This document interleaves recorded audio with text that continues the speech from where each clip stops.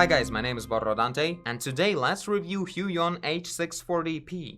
Now, this is a pretty small tablet. I believe it's an equivalent of the S size. So before I actually try it, I would right away say that this is probably a very mobile kind of device that you would take with your laptop somewhere or something like that. Something that won't take a lot of space in your bag. And also, of course, Huion has the same kind of tablet, but of a bigger size, H950P. So basically, on the example of this tablet, we're also reviewing the quality and the basic feel of H950P, presuming there will be a bigger size. So let's see what's in the box. Right away, I'm gonna say that this is the second time I'm recording the unboxing, and I'll mention the reason to that a bit later. So here we have the download links for the manual, a nice letter to the new customer, and in here we have a tablet resting on top of everything else. You see, this is a very compact device. Let's open it up right away, and this is the size of it. You can see it's like a huge phone. I can hold it in one hand this way. So this is what it looks like in the front, and this is the back side. Aside from that, we have a cable, a micro USB to USB. Nothing crazy here.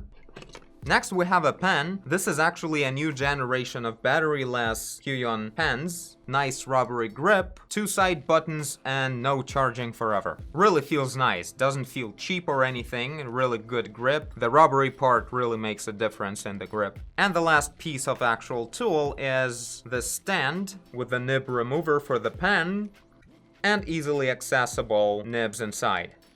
Nibs are super easy to remove, but keep in mind that they will fall off through the hole right away on the floor or the table, so keep in mind not to lose your nibs. This is the way it stands, not exactly a perfect stand, but it doesn't fall. Also, the triangular shape really makes it stable. Comparing to an older Wacom one that I have in here, it looks like a barrel. This one they made stable due to the fact that it's a really heavy bottom in here, so you won't flip it just because it's heavy. And since H640P is a very mobile device, I guess there was a pretty good idea to not make it too heavy. So yeah, everything is pretty light. The tablet is also quite light. Not crazy slim considering the size of the surface, but it's pretty slim nonetheless. Okay, next we have a quick start guide on a bunch of languages and everything.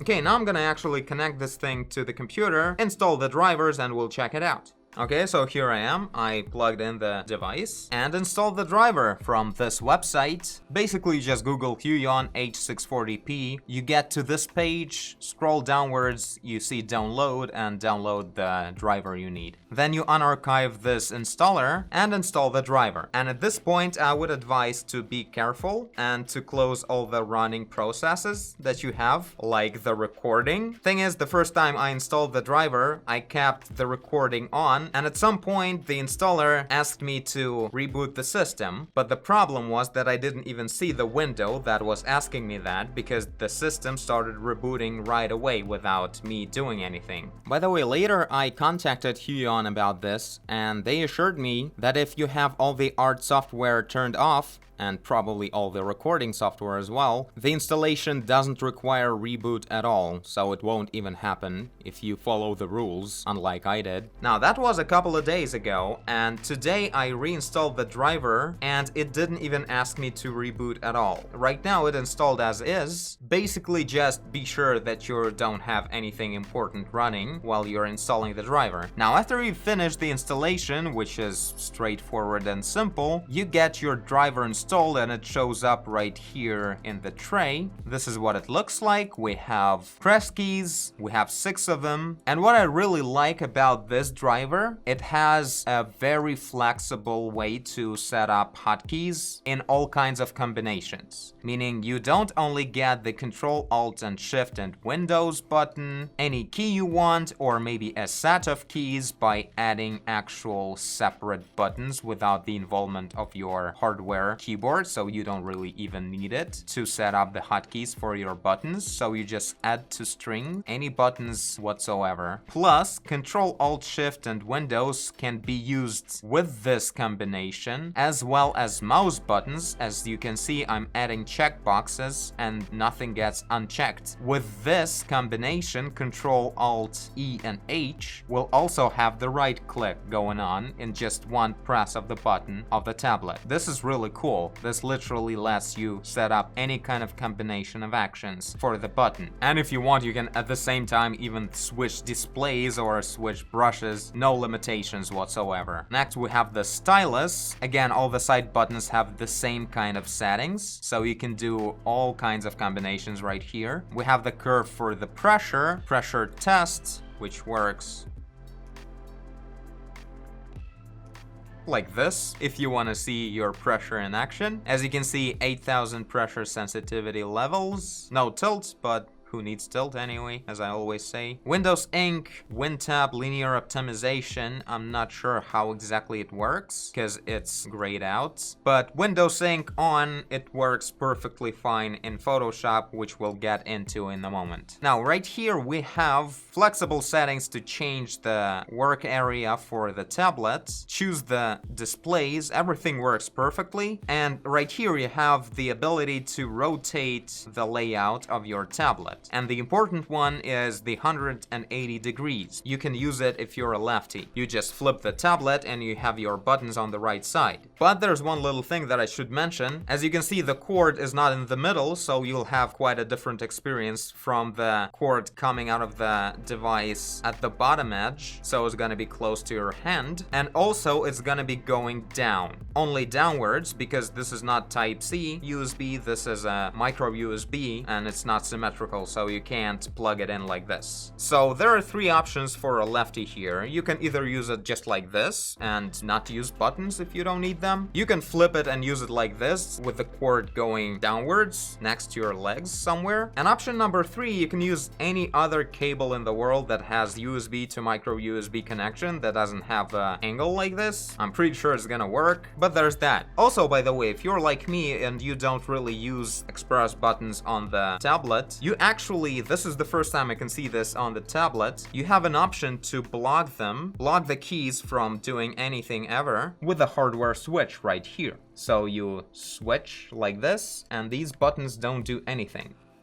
Pretty cool. I think it's especially helpful if you are using this with your laptop somewhere on your knees or whatever. I don't know, before a class you're finishing your homework when you had to draw something and you just don't want to press on a button accidentally with all this mess. This will be very useful, I think. So yeah, as a mobile device, it's really good. It has nice grips with texturized kind of things right here. It feels nice, like it can take a punch, I don't know. It feels really good with all the textures, and there's no rubber in this. This is all plastic, but it just has different patterns on it. Feels pretty nice. And finally we have about importing, exporting configuration that works fine. So pretty much everything is solid, but one thing you will find missing here is setting up your pen or your tablet buttons to different programs. The only way you can do it is by exporting the configuration for one program and importing the other one and having like different profiles of your keys for different programs in separate files. Now let's actually take a look at the performance of the tablet in Photoshop. So the pressure is really nice, it feels really well. The surface of the tablet is not super sandy, like the resistance when I'm making a stroke is pretty smooth. Not like glass smooth, but for a non-screen tablet I would expect to have a more of a grippy kind of feel that would work a bit better for a liner for drawing. But again, this is not like glass or anything, like it's good enough,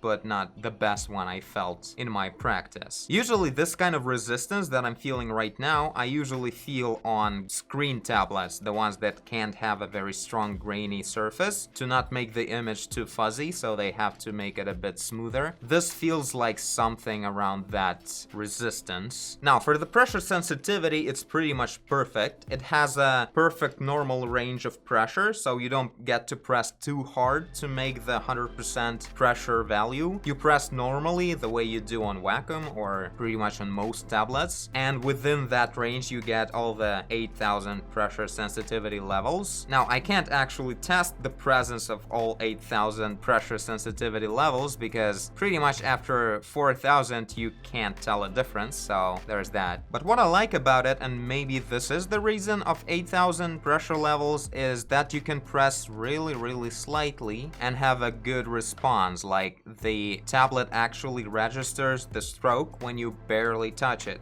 This is really good. Now for the resolution of the sensor, I would call it pretty good for its size. Considering how small the size of the tablet is, comparing to the size of the screen that I'm working on, the sensitivity of the pen is pretty huge generally, so this tablet is obviously more aimed to be used with laptops that naturally have a smaller screen. There obviously you will feel pretty much normal sensitivity. It's all about the difference between the surface of the tablet and the surface of the screen. Now right now I'm making really small strokes and I'm getting pretty big circles on the screen just because it's upscaling everything I do pretty much. And of course, due to this upscaling, I'm not even sure that it will show up, but I'm just expecting it to show up. There will be some resolution steps when I'm doing the slow straight line test. Well, not really, like a little bit. Here we have a wiggle. In here, these steps are so small, I can't even call them like the resolution steps. Although they are kind of, you can see this feels a little bit square-ish. But again, I would legit call it pretty understandable for this size. You just don't use such a small tablet with such a big screen. I've seen a lot worse performance in this test with much bigger tablets, so this is pretty impressive for its size. So as a summary, I would say this is a pretty high quality tablet. It's too small for my taste, like I don't see myself using it. Maybe if I would have a laptop, this would be a good addition to it, but I don't happen to have one. It definitely positions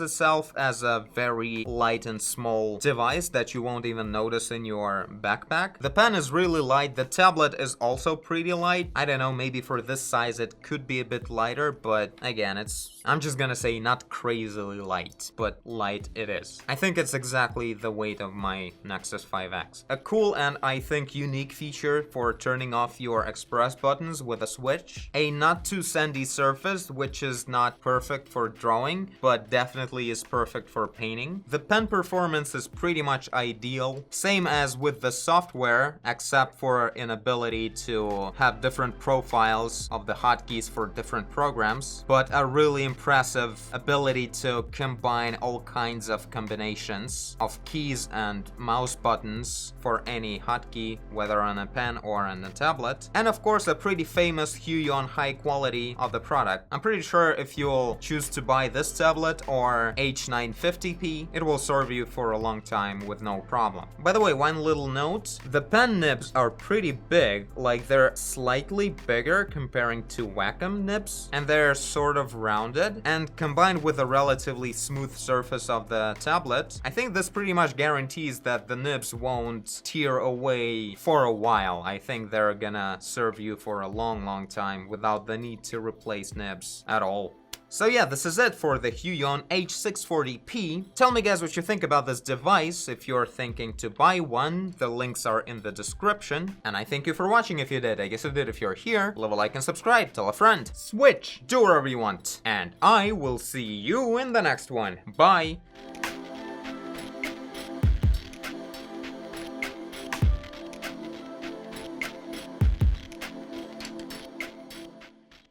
This is almost trippy to use such a small tablet on a huge screen.